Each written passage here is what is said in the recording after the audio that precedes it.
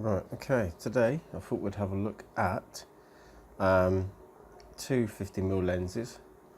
One obviously made from Canon and one made from Yongnuo. I don't know how you pronounce that, but one I bought on eBay and one I bought from a second-hand shop here in the UK. That's what the name says. I don't know how you pronounce it. If any of you guys know, let me know. And it's a Canon. Obviously, same sizes. And these are to fit EF size cameras. So the Canon EF series lenses. Both are quite big lens at the front. And that's not the front because that's the back. That's the front. What can I say about these lenses? This one is typically called the Nifty 50 from Canon.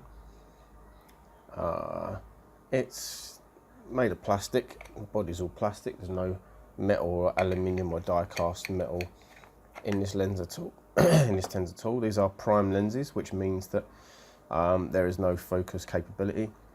It is what it is. So 50mm, 50mm. That's all you're going to get on those.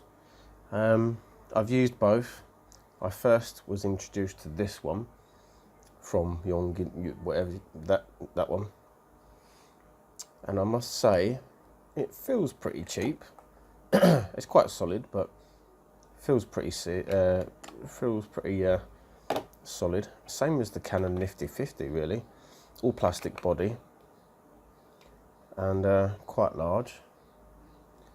And I thought I'd just try them out just for shits and giggles, and obviously just to display it on YouTube. Let me get them a bit closer. So my verdict on these allow you to do automatic focus or manual focus by the switch on the side. They both have that, as you can see there, and as you can see there. One gripe I have with these is they are very noisy and very clunky.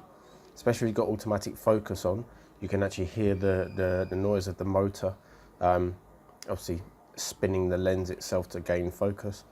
Very clunky, very noisy. This one being the worst out of the two. This is really bad. If I can give you an idea, can you hear that? And this one, slightly bit less noisy, but this one, you can imagine when it's tracing for a focus point, you hear that and it picks up on the mic as well. If you're recording with your camera, it does pick up with the mic when you're recording video. That's a little bit better, but they are sort of quite noisy and quite annoying. I have several cameras from Canon. This one again doesn't have a metal body. This is just a plastic. This is the kit lens, 15 to 45mm. I use this a lot, I must admit. This is my sort of one go-to lens, and this is the EFM connection. These are EF, so you need to have the adapter if you have a mirrorless camera from Canon. The one I'm currently using, the lens I'm currently using, is a 24mm, and it's an EF lens as well. So you need to have the EF to EF-M for the mirrorless cameras ranges, so like M100, M10, M50, so on and so forth.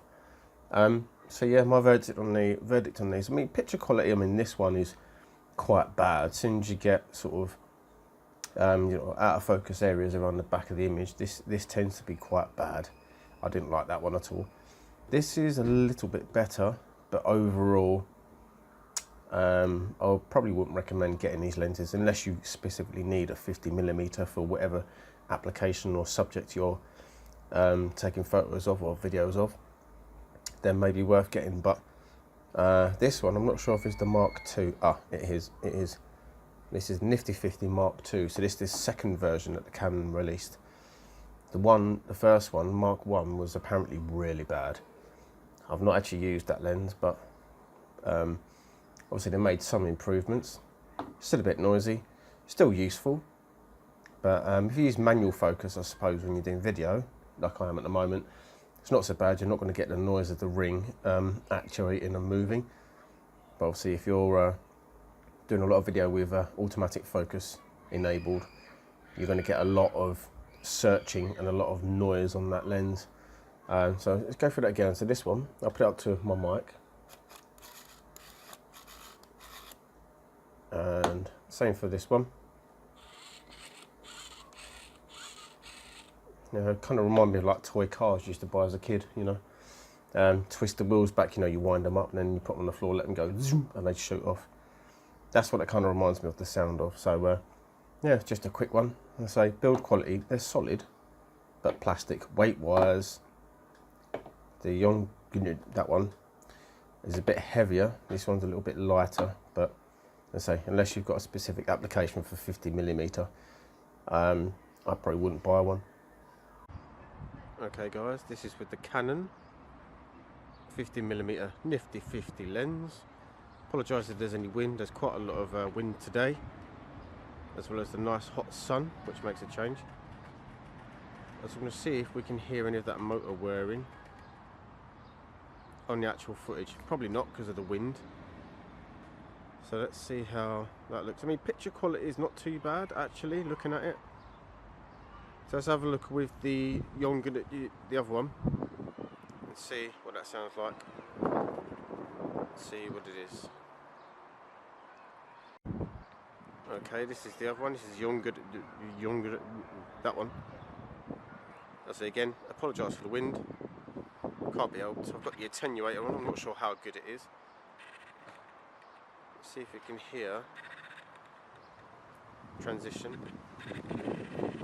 That to that, and yes, it's quite windy. Do apologise if you're wearing earphones. Please take them out before viewing this video.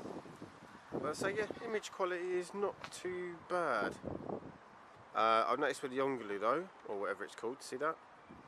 Get that lens flare effect. So you probably need a hood if you're thinking of using this. So let's go and have a look and review the footage. Well guys, so my verdict is, do you buy yourself any one of these 50mm camera lenses for the mirrorless camera range or Canon camera range? As I said in previous video, unless you've got a specific use for 50mm lenses, I can't really see the point in buying one. On that note, the Canon seemed to bode well in the test that I did, and the Yongnuo, that one didn't seem to fare so well. You could hear the noise on the video footage when using this lens. You kind of could with this, but it was less noticeable, and it may be something you could edit out in post-production maybe, if you really need to use them. But other than that, image quality pretty good overall, not bad. If you're buying a cheap one on eBay for the Mark II 50mm nifty 50, then I would say suggest get one. Cheaper one on the other hand, if you're mucking about and just trying new lenses and stuff, I would say yes, but if you want something that really does the job, I would say probably not. So yeah, thanks for watching guys. Please comment, link, subscribe and all that stuff. See you next time, tube users.